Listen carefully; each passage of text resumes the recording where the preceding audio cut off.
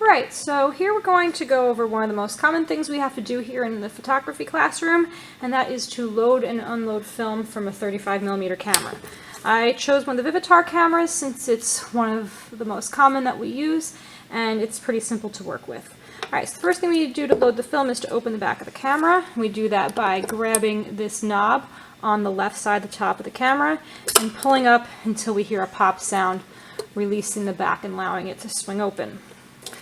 The film was loaded properly into the canister. It will be pointing towards the right here with the lead cut, allowing us to put it into the camera. I'm going to drop this here on the left side.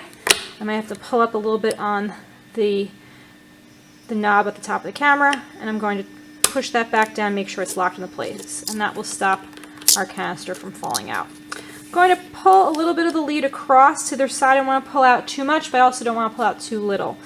And find that there are these grooves in what's called the uptake spool, and I'm going to feed the film into one of those grooves, and using my thumb I'm going to kind of help push it in there a little further. Okay, so you can see that right there.